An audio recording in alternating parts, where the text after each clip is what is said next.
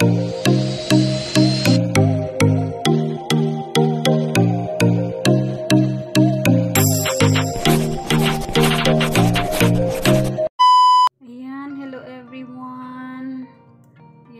magluluto ako ng isda na try nyo guys, yung ganitong luto. So, meron tayong piniritong isda. Lagyan natin siya ng luya,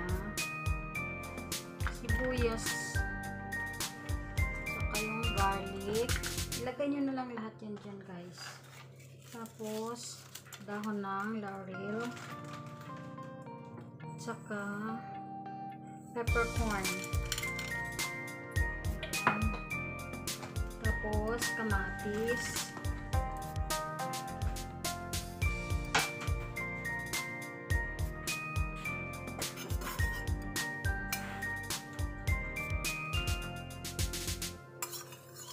Pinaghalo ko na yung soy sauce at saka yung oyster sauce.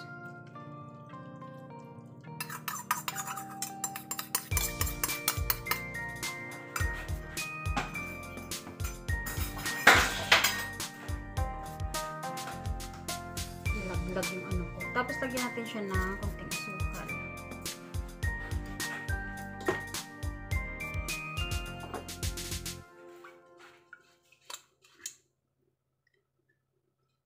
Olive oil. Lagyan natin siya ng olive oil. Ayan.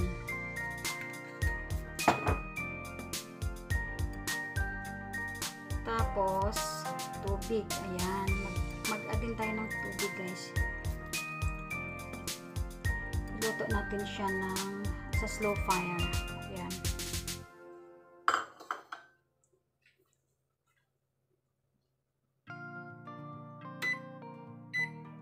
Okay.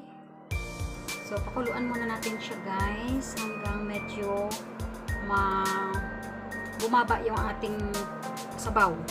Okay, check natin later.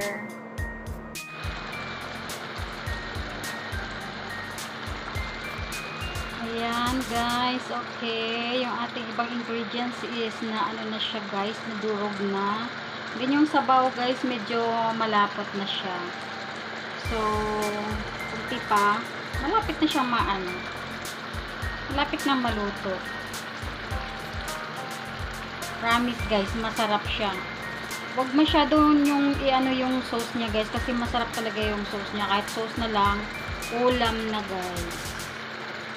Ayan, okay. Check natin ulit mamaya. Ito pa lang maglagay ng sili, kaya ayan, lagyan natin. Then, after 5 minutes, okay na siya guys. Pwede na siyang ayan.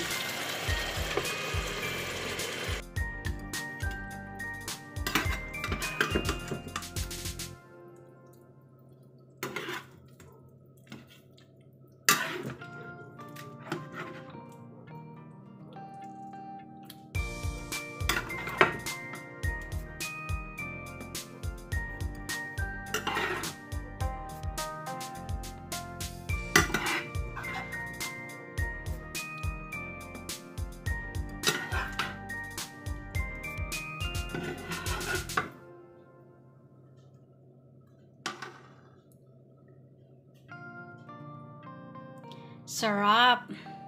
Parang steak ano, huh?